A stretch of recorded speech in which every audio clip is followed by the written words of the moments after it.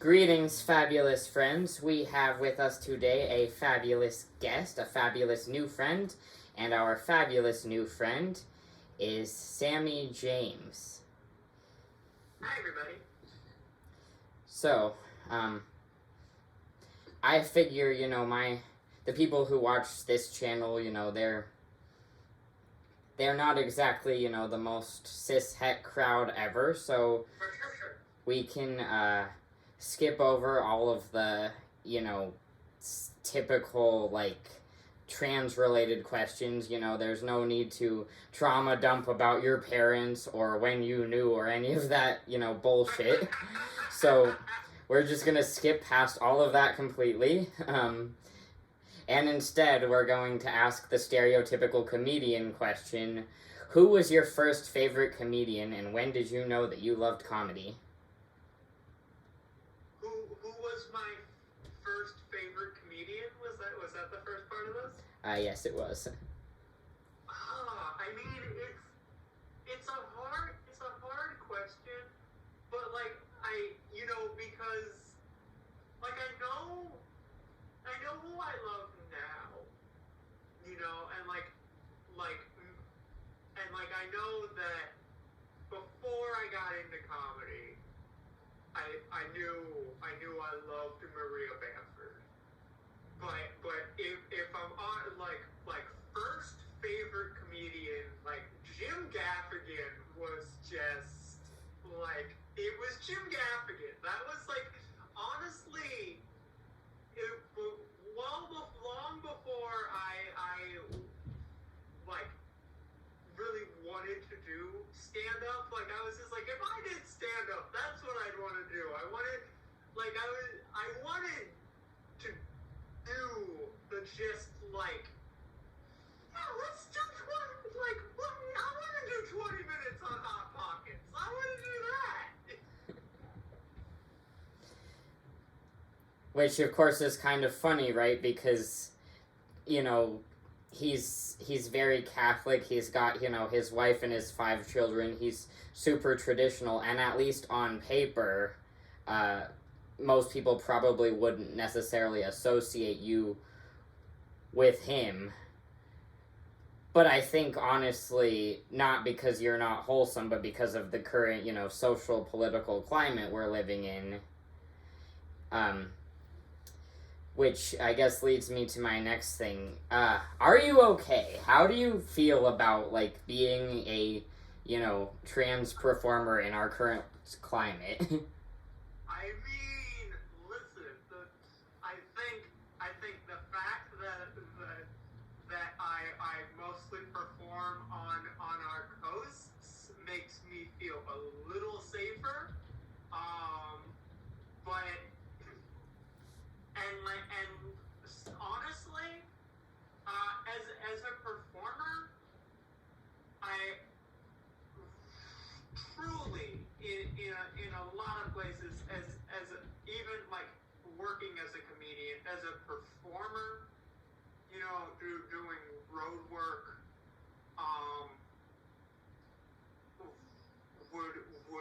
would it be uncomfortable for me? Yes, but as someone passing through for work, I'm safer than people who live in these places. That's just a fact. I live in New Jersey, which is pretty safe. Are there assholes here? Absolutely. Have people tried to introduce shitty bills in New Jersey? Absolutely. Have I had things said to me at shows in New Jersey and New York? Absolutely. But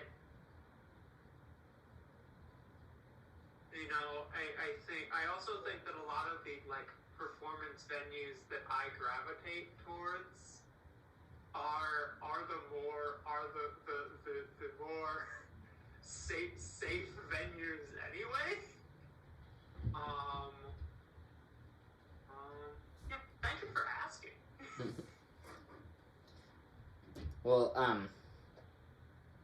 I think stage, I'm safe. Most places, I do think that sometimes the getting to places, I'm a little more.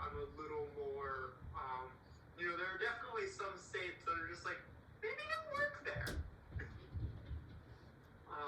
And it makes me a little upset because there are trans people in those places who I would like to perform for. But I'm also there are trans people from those states too.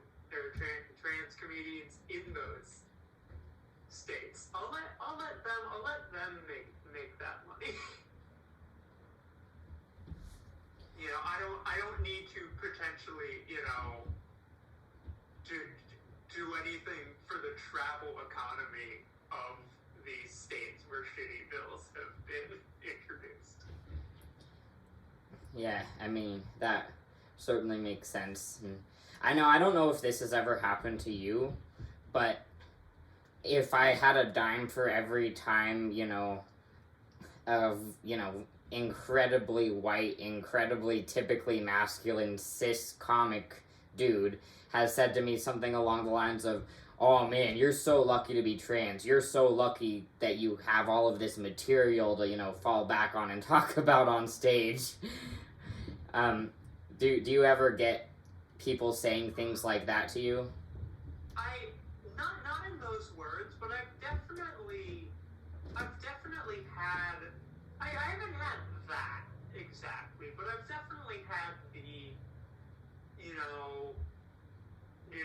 like, I've had like, oh, you're so funny when you talk about stuff that isn't the identity stuff. Why don't you do more of that? Or, I've definitely had the, why does that have to be part of your act? I haven't had the, but I've had the implications that I'm like a diversity hire. I've had that show, thrown at me. I haven't had the like, oh, you're so lucky to be I've had, or I've had the like, like it's, everything's about diversity these days. It's just like, yeah, that's actually a good thing. Yeah, it's like, the audience gets more than one perspective. That's amazing. It's like, yeah, gee, thanks, Mr. Straight Cis Dude who can walk into literally any space anywhere and not have to worry about anything. Yeah. So, I mean, if you're comfortable, like, not necessarily reaching for, like, scary nightmare trauma stories here, but, like, just sort of ridiculous, kind of funny. Like, what is your, like, best, like, bad show story, that you feel comfortable sharing? I mean, I have a joke about this, so I know that you said, like, not, nightmare scenario, but, like, I have a joke about this. It's in the new hour that I'm writing. Like, I might have, like, but I had a bottle thrown at me after a show once. She missed. But this woman didn't like that I was booked on a Women in the Arts show, and like threw a bottle at me, miss, and just like, yeah, like I've been able to turn that into comedy. Of like, that is not funny, but it is really funny that the turf missed. It's really funny that she missed. Because maybe we are better at sports. Well, like, plot twist, she threw the bottle at you, not because she's a turf, but because she's like, well, you're a non-binary trans woman, so, maybe you should be at a, like, I mean, it is a little bit reductionist just to simply refer to you as woman because there's more layers to you, you know? Sure, sure. But she even shouted as she threw it. She said, "You're ruining feminism," and then she missed, and I'm just like, oh no. Well, I mean, I'm definitely glad she missed. Yeah, me too. Listen, that's a trip to the emergency room I didn't have to take. Was it like a glass, like, alcohol bottle or a plastic soda bottle? It missed and broke near me. Like, it didn't, no, like, it was, and it was after the show. The way I say it in the joke, which you'll have to see me on stage to hear the joke, to hear the actual, like, that joke put together.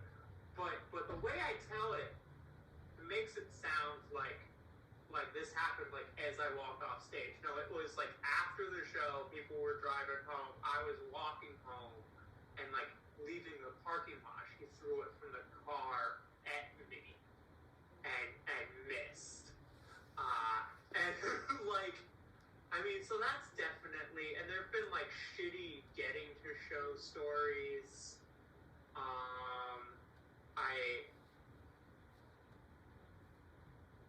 I had a shitbag dead name me at an open mic once. That was like in my intro me. Ooh.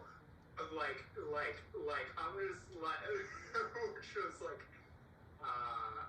go fuck yourself. You know, but I mean, like, it's mostly just been shitty microaggressions. It's, you know, or you know, like I listen. I'm a she, her, they, them. But there are times where you can tell that there's like this person's really leaning into the they, them. You know, it's just like this person's like taking it's like this person's taking every effort not to use she for me. I'm like, you know, like there's definitely that where it's just like.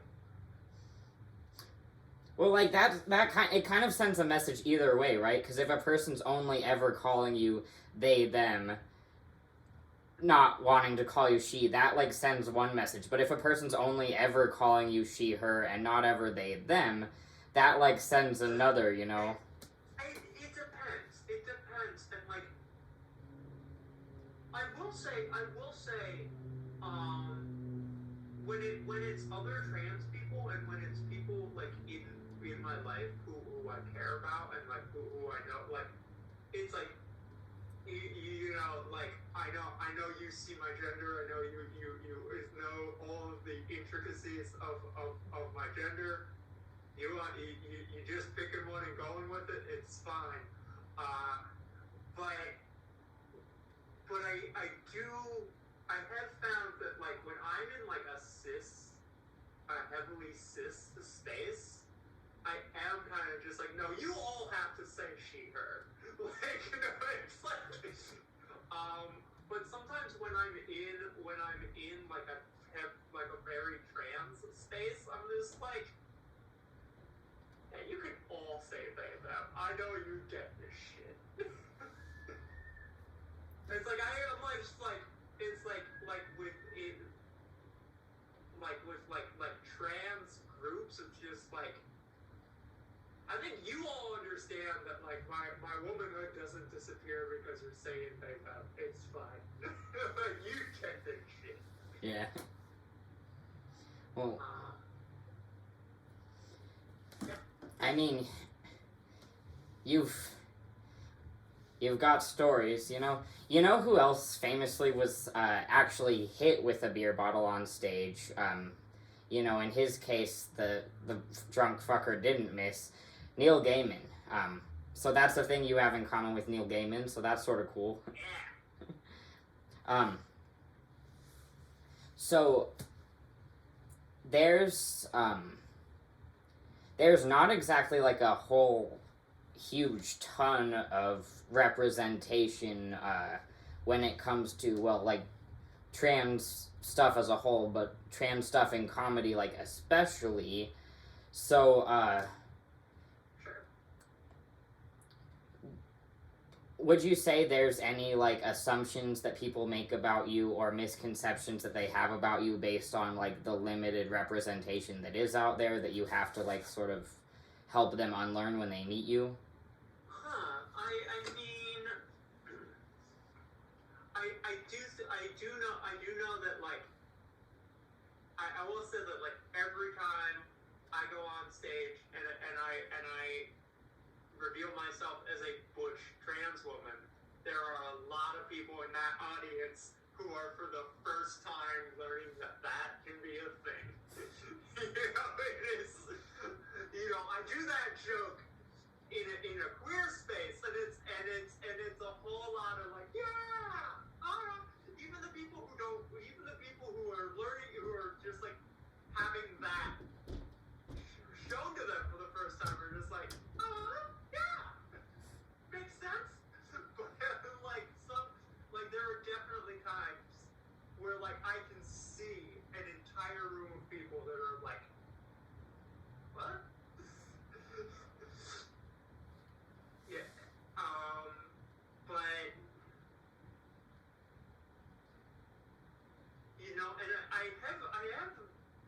I do think that a lot of times lately I've just been saying queer and trans person if it is relevant to the joke. I will say trans woman. But a lot of times, if it's just like, oh, I'm uncomfortable getting my hair cut as a queer and trans person, that's all I need to say. That's all I need to say. And I do feel like, because of my presentation, that definitely makes people in an audience sometimes wonder, like, just to, use the shitty, just uneducated, unsure, stereotypical, cis, like, which way is this person going? Like, I'm definitely, it's just like, I can see the wheels of just like, well, they're tall, but they're wearing flannel. It's just like, this person's tall, and their face has sharp features, but they're wearing a tie. It's like... Oh yeah, no, I get that feeling. I've definitely been asked before if I was Chaz transgender or Jazz transgender. I have not received that, but honestly... It blew my mind because I'm like, trans people well enough to be able to name those two. Sorry to interrupt. No, it's just funny because it's like, well, clearly you know enough about trans people to be able to name a famous trans man and a famous trans woman. You just can't look at me and then figure out, where I fit there. And in my case, it's the, like, long hair that confuses people, and especially when I don't have facial hair, like...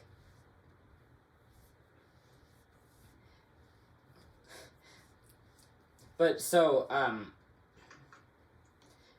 just... I've been getting gendered correctly so much more, regardless of how I present with the long hair. It is, which makes me really feel bad for long-haired trans men. So I'm just like, wow, that's gotta suck.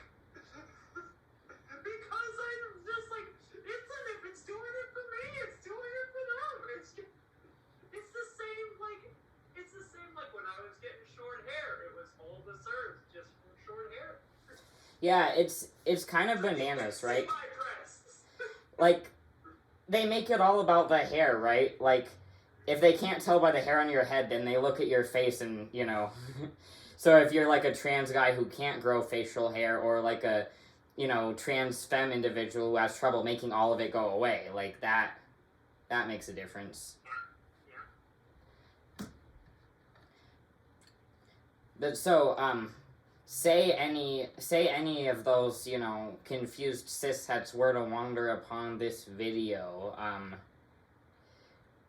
what would be the Cliff Notes version of, like, say you had to explain your gender to somebody who was a space alien, basically, who, you know, only had the most arbitrary, like, first grade idea of gender, what would you say?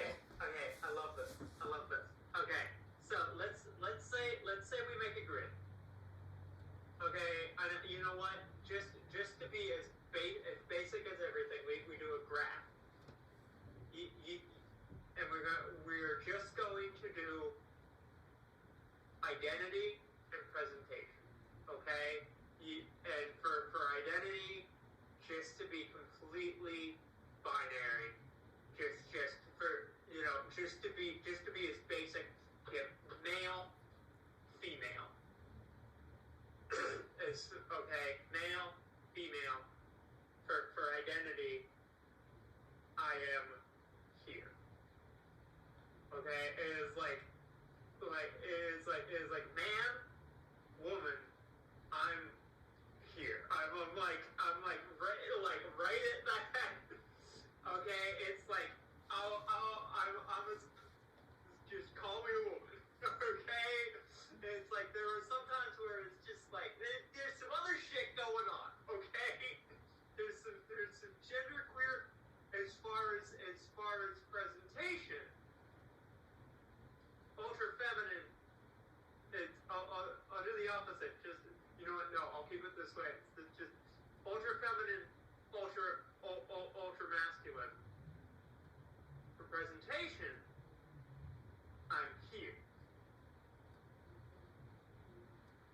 And sometimes I'll go other places, but I'm primarily here.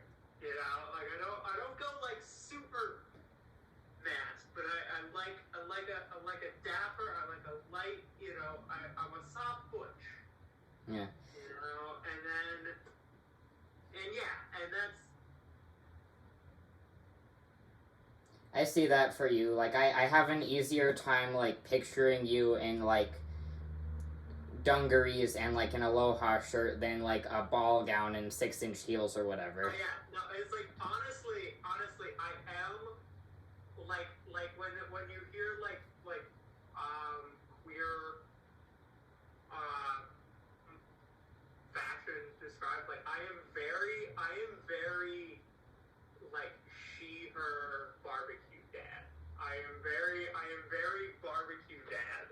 Like, just very, I have a joke where it is, I have all these Hawaiian shirts, and it's really weird to realize you transitioned into trans woman Ace Ventura. It's kind of upsetting. I was hoping you would say that. Once you see the face similarities, you can't unsee them. You can't unsee it. You can't unsee Jim Carrey. You can't. Well, I remember the first time I saw you, like, write that on Facebook, and my very first thought was, A, that's hilarious, but also B, of all the movies you could reach for that have, like, you know, trans femme representation, that's, like, it's just funny, right? Because, like, practically every queer I know loves that movie, except, you know, with the whole caveat of the whole Finkel is Einhorn thing. Yeah, well, and that's like, I know there are some of us that despise it. It's a different movie, but that's like, I know a lot of trans women who it's really hard for us, because except for the end, I fucking love Sleepaway Camp. I fucking love that movie, and then the end, and it's just like, God damn it, why? What did you? This campy masterpiece, you had to fucking do this to us.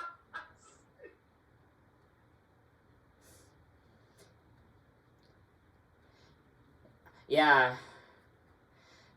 like, it almost seems like with that one that, like, somebody just decided at the last minute, like, for shits and giggles, like, you know, would add a layer here. Yeah. But then they try to, like, make it seem like, oh, we've been leading you to this the whole time. It's like, no. You've been leading us to believe that this girl grew up in a very, like, moralistic, intensely Christian household. Like... Yeah, and it's also, like, it's like we just needed to shock people. Yeah, I think a small child being the murderer was all the shock he needed. You know how I know that? Because of all the times in the horror movies where that was all the shock they needed. Halloween! Well, so, you had mentioned before, about your early reverence for, Jim Gaffigan and later for Maria Bamford, but do you remember who was the comic, or what was the moment, or just how did it happen that you decided that that was what you were going to do? It was something that I had always been of the opinion that, like, I'm going to try stand-up. That was always, like, something I wanted to do. I had wanted to try it for a long time, since I was in high school. It's just like, one day I'd like to do that. And then one day when I was 22,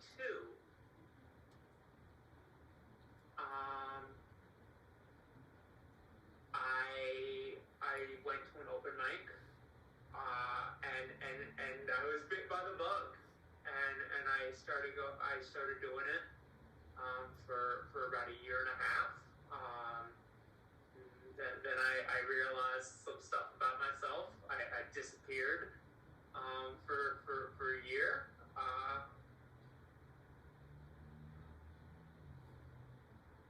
And yeah. And even that year, like, I was doing open mics. I was doing this, like, queer space open mics. Like, I never stopped. Okay, so you kind of had that, like, sort of Riley Silverman experience of, like, sort of kind of transitioning on stage a little bit. A little bit. But I also, like, I did and I didn't, because, like, I never, like that version of me was never funny. Like, that version of me never really did anything. It never really progressed past open mics. You know, I never, because, like, I don't know, I wasn't happy. I wasn't actually able to do this. I was just, I was just doing open mics while I, just sat in sadness, but yeah. Well, do you think that, do you think that being trans while being a comic, do you think that has hurt you or helped you, or a little bit of both? Like, do you think that you would have an easier or a harder time if, say, it were possible for you to have popped out of the womb as the gender that you are? I think it has hurt my I think there are shows that I've not gotten because I'm trans. I think that is just a fact. Just like there are shows any marginalized person doesn't get because of their marginalized identity. Not necessarily, like, exactly because of that, but I think, there are opportunities that are not as readily available to you when you are of a marginalized group.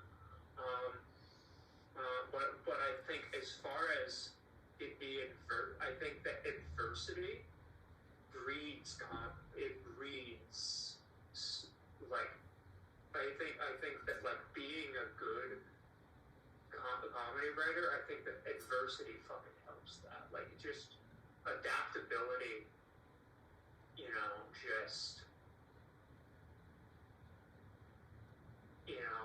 just like really, it gives me a unique perspective that gives me a unique comedy style that I don't know that I would have, and I'm not,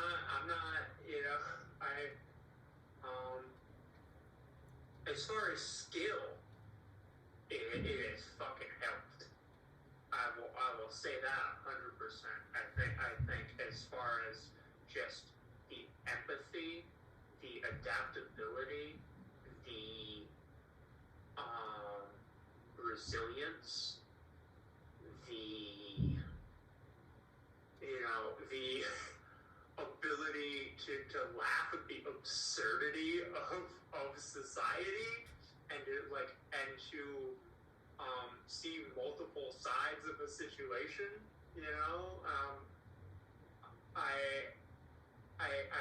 that I've gotten, no, that has helped me a lot. And honestly, the trans comics I know, the gender non-conforming, the gender fluid, the non-binary comedians I know, are the best ones. Well, and let's be real, there were gender non-conforming comedians that were killing it before, we labeled them that way. Wanda Sykes. But yeah, let's kill that misconception right here that somehow being trans means that, everybody's just handing you show dates on a silver platter all the time, because that is not a thing. And, I've not gotten shows because they don't, because it's we need someone who has more, who has less, identity politics material. I'm just you realize I sent you a tape of talking about taking a robot test and talking to squirrels, right? Yes, I did reference being a queer person. I'm very sorry. I happen to be one. Well, and it's you can't just make that go away. Yeah, I exist. Yeah. You could go up there and do a set about, I'm gonna reference it. Yeah. At most of my sets. The people can see me. And, if you don't reference it, then it becomes distracting in a way, It absolutely does. It's like not bringing up the fact that I'm tall. It's even that, it's just here are people just is she gonna talk? Is she gonna tell a tall joke? It's just the fact that I don't have any material about my glasses. I know there are times where people are in an audience thinking, you gonna talk about those? Those are really big lenses. Is she going to talk about those? No, I never feel like talking about my glasses.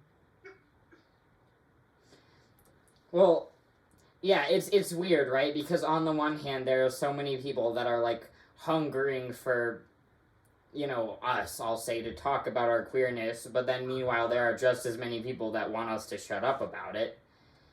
And it's hard to please everybody and be true to ourselves at the same time, because we want to represent, but at the same time we don't want to be reductionist towards ourselves and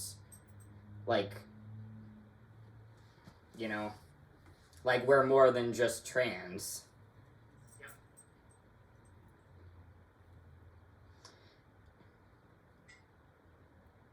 So, I asked you before your, bad nightmare show stories.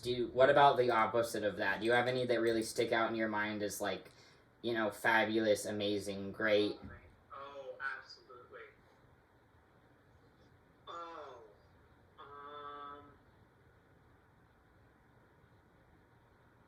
So I'll talk about previous in-person shows first. But as far as like in-person shows I did pre-pandemic. But I did a show that was all disabled comics, and it was just, I had never been in a space of that many disabled people, and that truly accessible a space, where it was, they had the sign language interpreter, they had the captions, they had the audio description, they had people with multiple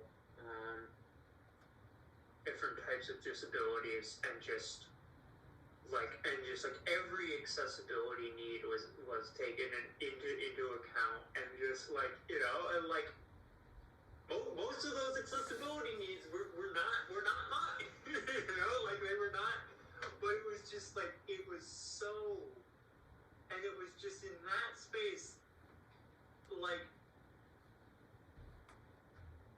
that was, I could,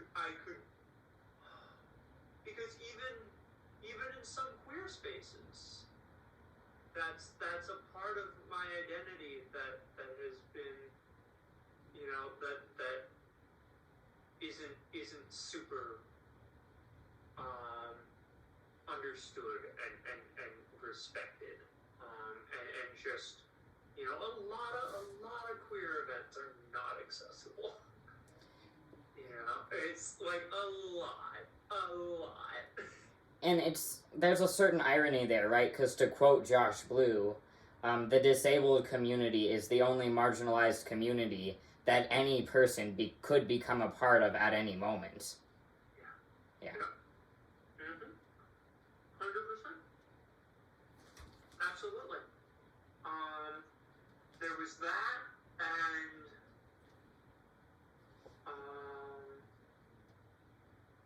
that was another one that I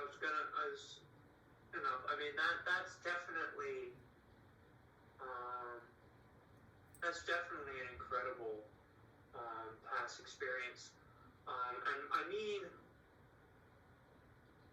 it's over now, but the show I ran on Zoom for the past 2 years, or however long I ran it, the waiting room. Along those lines, it was health and body. I ran it with the wonderful J.D. Stevens, my ex, who I love very much, I'm no longer with, and it was this wonderful place for comedians and storytellers to just talk about health, body, wellness, mental health.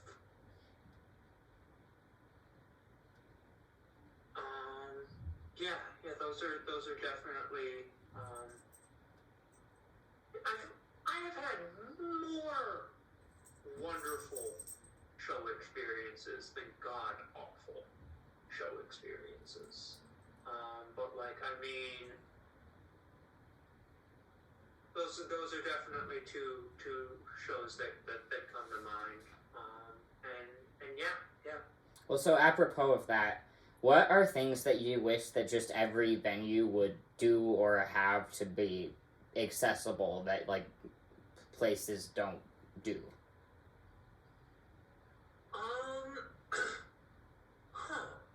That's a good question. Audio description is not hard. I also think more Zoom shows should have captions. Sure, sometimes they're shitty, like the ones that Zoom will give you, but like if you can get like the actual captions.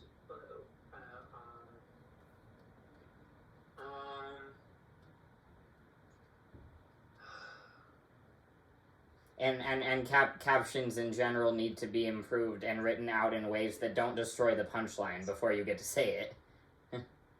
Sure. Sure.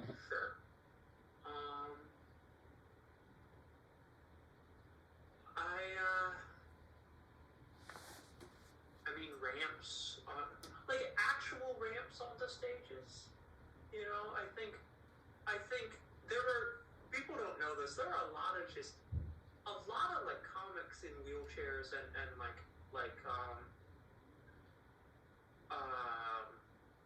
you know, mobility devices. Like they, sometimes they don't even like perform on, they don't get to frickin' perform on the frickin' stage. Like it's, and I know like some of this stuff, it does cost money. You know, and I also like, I mean, I'm a disabled person, but I'm not a super informed advocate.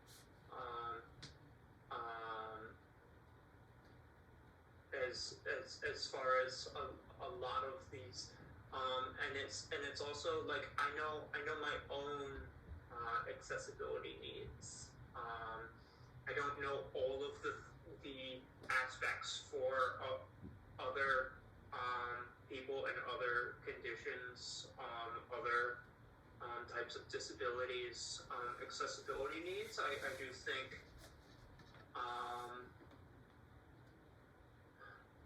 I wish there was more space for like really taking the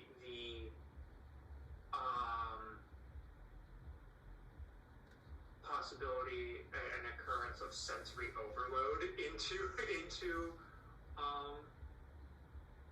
consideration. You know, because even like for me, like there are some times where just I'm in places where I'm just like, you know, it's just like, God, I couldn't. This is just like, why are these the lights we have? Why are these the lights we have? This is a migraine. This is what this is doing. You know, or like, you know, or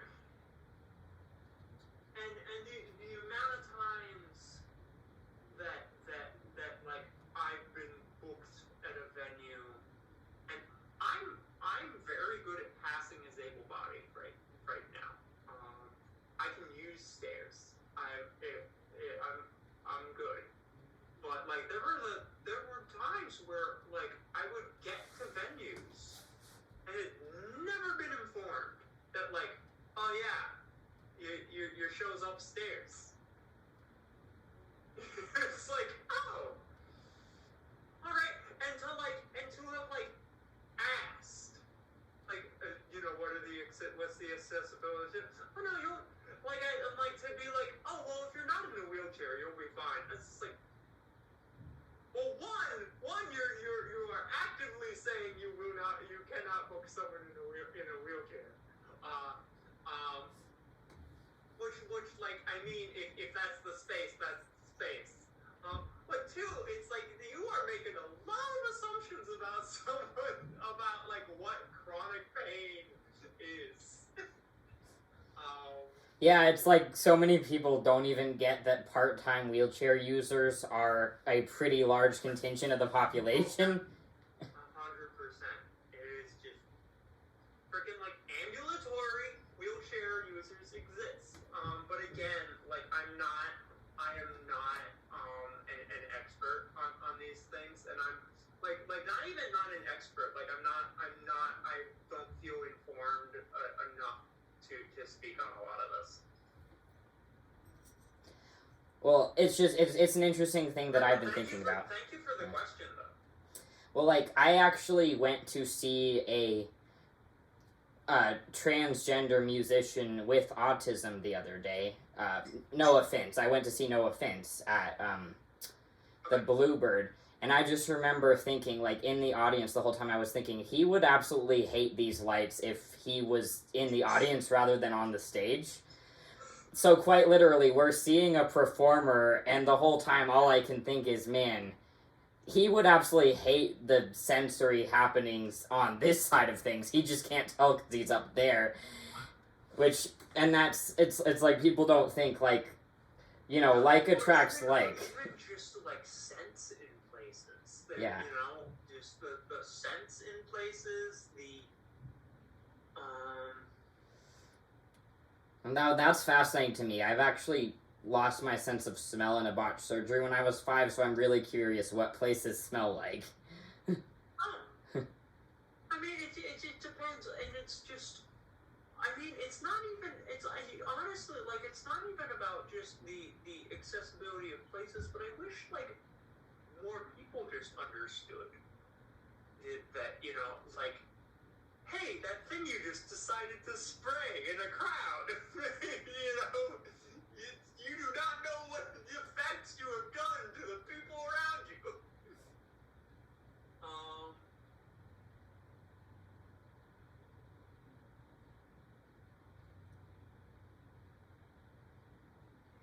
And it's, no, I got my answer. We need more comfortable seating in like all spaces, or at least like more options. Okay, and it's like just, you know, because like here's the thing. Sometimes people they think they're doing the right thing, and it's just like you have like a lot of just folding chairs, and then you have some comfy chairs. You have like 4 comfy chairs, and let me tell you, usually the people whose bodies need those comfy chairs are not the people who are getting those comfy chairs. Oh yeah, that's a big one. Standing room only venues, like, I'm 28. I fucking hate it, and it's like there are times where like I'm just like, not going to the show, I'm not doing it, because I can pass as able-bodied. I need the option to sit at some point. At some point, if I'm at a show, I need the option to be able to sit. Yeah, I mean that's definitely huge. Like, you know, I'm 28, and well, I'm not technically able-bodied, but like I don't have the types of issues that like affect my ability to stand and move about most of the time. Most of my stuff is like digestive related. But like I'm thinking, man, like venues like this, you know, every person reaches a certain point where they just can't go to those venues anymore. Like literally every human, so it's like you live long enough, disability is an inevitability. If you live long enough, you are disabled eventually. Yep. In some way. Whether it is physically, whether it is your eyes, your ears, cognitively, bowels, you know, and I like you know, urinarily. That's not how you say that, but you know, just joints. You know, mobility wise, it is.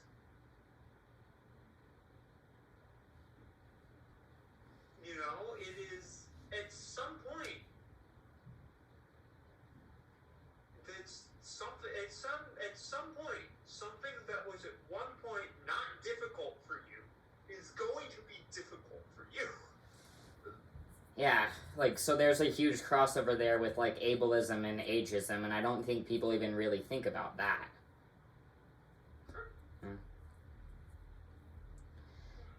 Well, so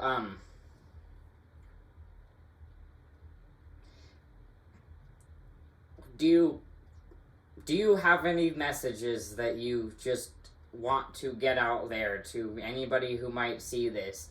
Things that you want to plug, things that you want people to know, like, about you or about life, like, just anything like that.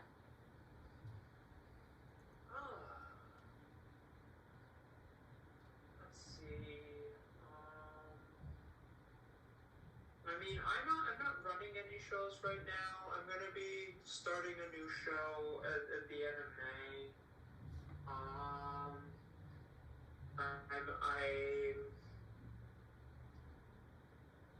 Also, like, the main message is take care of yourself, okay? Just, take some moments to like take care of yourself, breathe, listen to your body, listen to your needs, boundaries, you know, and like treat yourself and the people in your life with love and respect. And yeah, I mean, I have a comedy special on YouTube called Your Mom Loves Me. You search Sammie James, Your Mom Loves Me, or just my name, Sammie James. That should come up. I'll link that in the description of this video. Sure. You know, I mentioned them earlier, but I'm not currently running anything. I believe that the wonderful J.D. Stevens is running some stuff. It's mostly on the West Coast, and I believe they are still involved with the Get Loud movement. I don't know if Mental Health Mondays is still is currently happening, but that's a wonderful mental health advocacy and interview show that they run.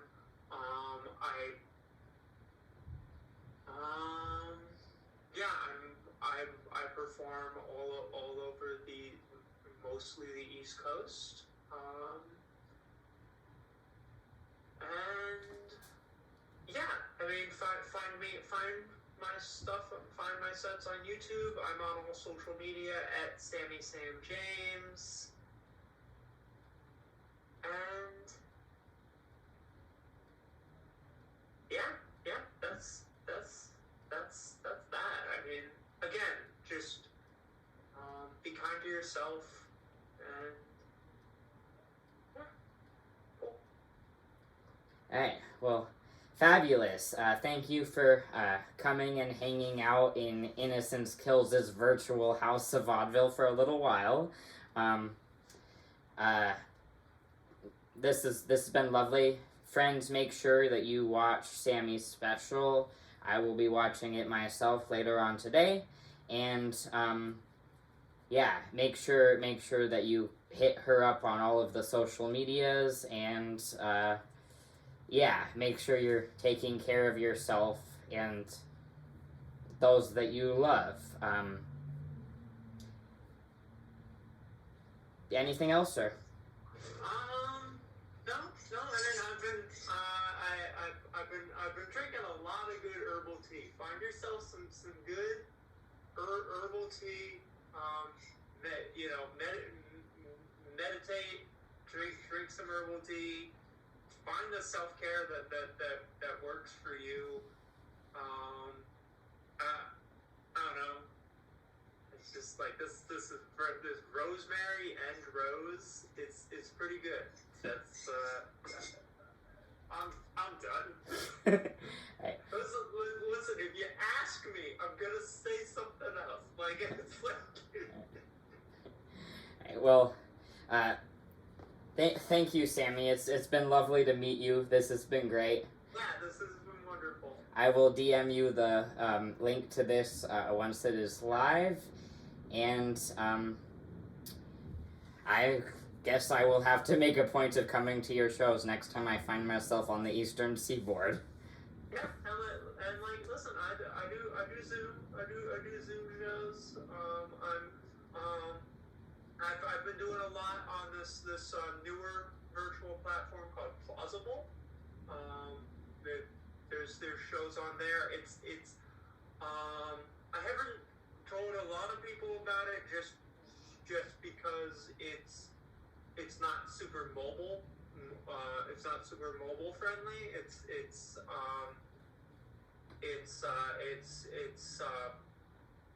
really